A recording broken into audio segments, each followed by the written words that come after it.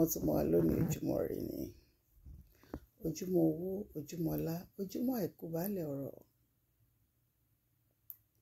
eré gbogbo ajé tiwa ànífà ikú ṣeré jẹ.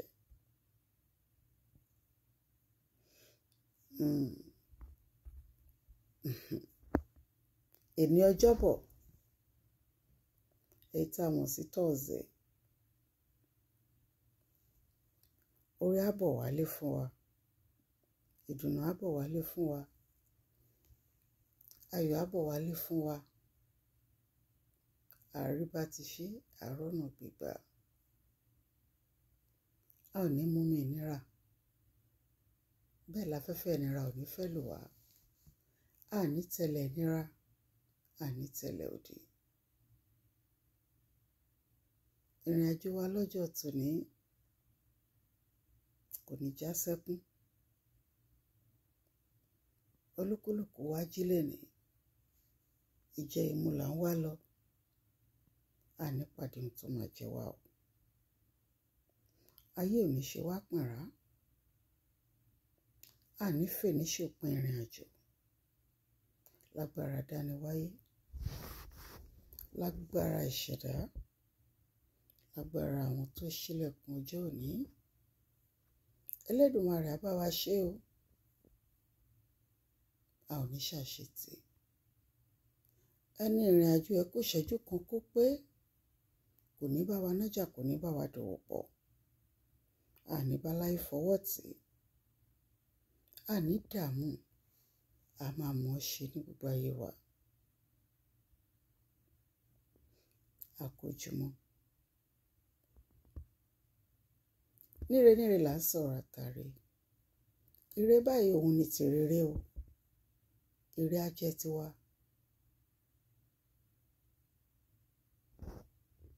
èpè oníjà wá a ò ní tẹ́rí tìkà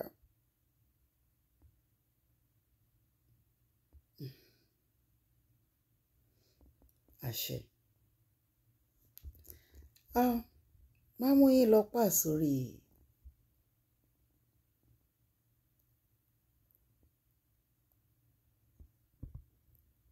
àbájí ọ̀rọ̀ mi lẹ́nu mi ò mọ ohun tí mo fẹ́ pè é ṣùgbọ́n wọ́n ní a kì í fi àgbà lògbà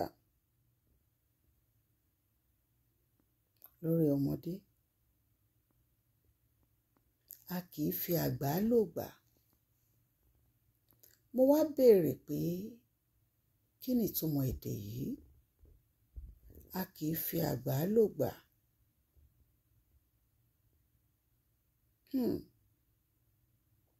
a kì í fi àgbà lògbà ká ta ọmọdé nù a kì í fi àgbà lògbà ká ta ọmọdé nù nítorí ọmọ tá a bí lánàá ó lè rí gbà lójú àgbà lọ kábíyèsí Elédùmarè.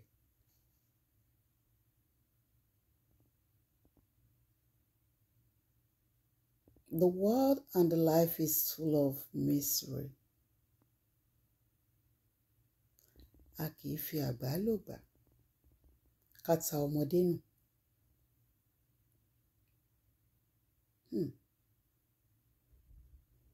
Ọmọ tá a bí lánàá ó lè rí gbà lójú àgbà lọ.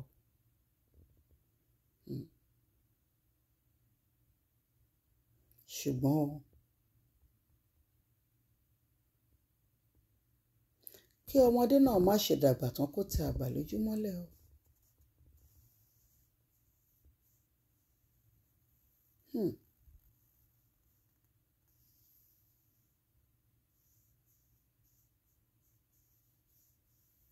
Nítorí kó ba lè gbé orí ilẹ̀ èèpẹ̀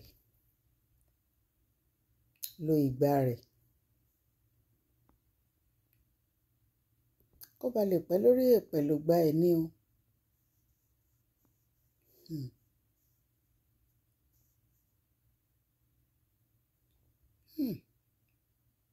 Elédùmarè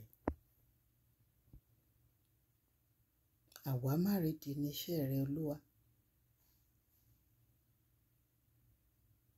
Sometimes when I look at it, the philosophy of life, it's full of mystery.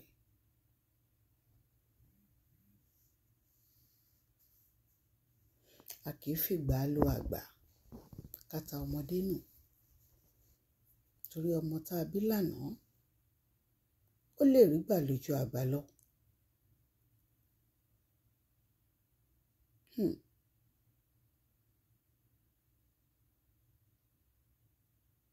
Ṣùgbọ́n kí ọmọdé má ṣe ti àgbà lójú mọ́lẹ̀,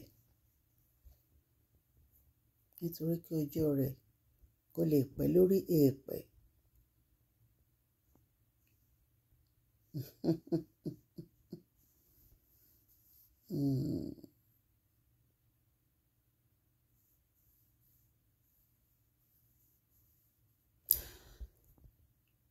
Bottom line, nítorí Elédùmarè ò fọjọ́ orí pín. Bẹ́ẹ̀ ni, Elédùà ò fọjọ́ orí pín. A kì í fi àgbà lò gbàkátà ọmọdé nù, nítorí ọmọ tá a bí lánàá ó lè rí gbà lójú àgbà lọ. Ṣùgbọ́n kí ọmọdé ṣọ́ra kọjọ́ ẹ̀ kó lè pẹ́ lórí.